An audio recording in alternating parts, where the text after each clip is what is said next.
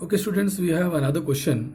It says that in every column or every row, we can say that there is a sum of two elements, and on the right hand side, simply all every entry is a single element. So we have to show that this particular determinant is twice this determinant. So it is our observation that if you want to bring C, or if you want to bring B, or if you want to bring A, single elements, then through this particular column, if you observe, this entire column has two C's, two A's and two B's. Here two R's, two Q's and two P's. Here also two Z's, two Y's and two X's. So if you want to get single A, B, C like this, P, Q, R and X, Y, Z, we can do one thing. We can subtract, we can consider this operation. The first row, if you want to say that the first row undergoes a change, R1 changes to R1 minus R2 plus R3. Okay, so this, or we can say that R1 changes to R1 minus R2 minus R3. So what will happen? See, if you want to see with the help of elements, then B plus C minus A minus A minus B. So this B and this B will get cancelled. C and C will get cancelled. Minus A, that means minus 2A will be the answer over here. In the same way, since B and C were there, they got cancelled, and minus 2A. Similarly, here you will get minus 2P. Here you will get minus 2X. And then we can see what things to be taken out common. Okay. So we'll start the left hand side determinant. If you operate, I'll write proof over here. Operating, R1 changes to R1 minus sum of R2 and R3. Then what all things we'll get? As we have seen, B plus C minus A minus, since R1, B plus C minus A minus B. So A, only minus A will survive. That means minus 2A will survive here. Here C plus A will be as it is. A plus B will be as it is. Q plus R minus P minus Q. So all terms will get cancelled except minus 2P, and remaining R plus P, here P plus Q.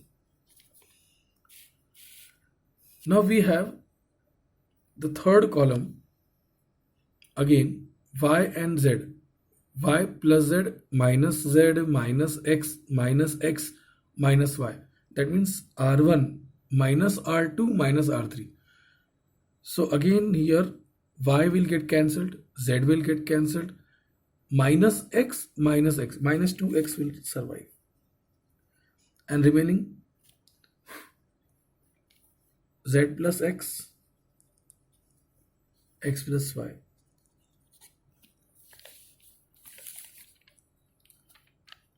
So after having done this, we realize the entire determinant has a common factor 2 over here.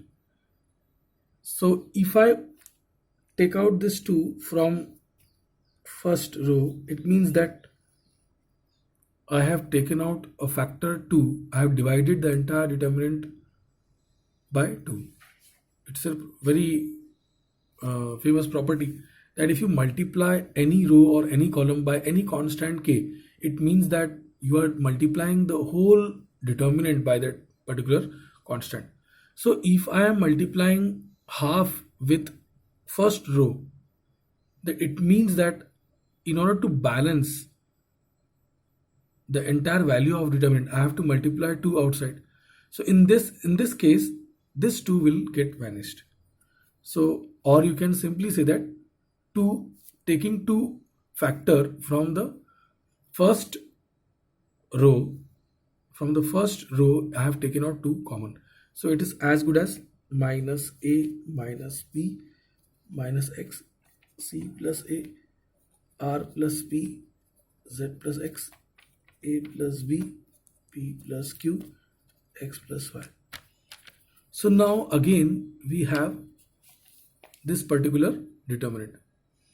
So it is very clear when we add R2 and R3, then we will get R2 changes to R2 plus R3, R2 plus R1, and then R3 changes to R3 plus R1. Then again we will be able to get single elements. So let us operate that. So I'll write that before actually starting. I'll write we operate R2 changes to R2 plus R1 and R3 changes to R3 plus R1. Why we have come to this decision? Because A plus for R3 changes to R3 plus R1 plus A minus A will get A and A will get cancelled and B will remain. Here A and A will get cancelled and C will remain. In the same way the other 2 columns. So let us write the final result.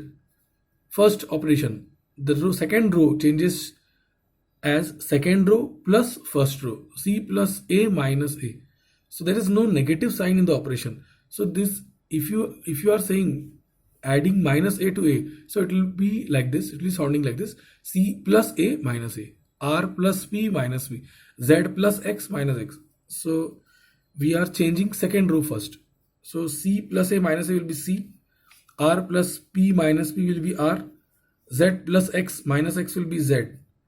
Again in the third row, A plus B minus A will be B, P plus Q minus P will be Q, X plus Y minus X will be Y, and remaining first row minus A minus P minus X will be as it is. So C plus A minus A will be C, R plus P minus P will be R, Z plus X minus X will be Z. Here also it follows.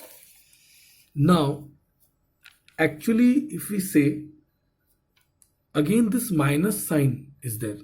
So if you want to take out, I want to divide the, if you want to multiply the first row by minus 1, I have to divide it outside in order to balance the value of the determinant. So I'll take out minus 1 outside and I will write like this: A, P, X, C, R, Z, B, Q, Y. Now we know very well, whenever we interchange any 2 rows, then the entire determinant's value will become negative of its value. That means if the value of the determinant is 2, then it will become minus 2. If the value of the determinant is k, it will become minus k. If we do interchange the any 2 rows. But we will see what we exactly want. We want B below A and C below B. So we want a proper sequence according to the right hand side. We want the third row just below the first row. Here what is happening? C is coming before B. So we'll do one operation. We'll interchange. We'll write R3 interchanges. This is the sign, children. R3 interchanges with R2. So when we interchange, again minus 1,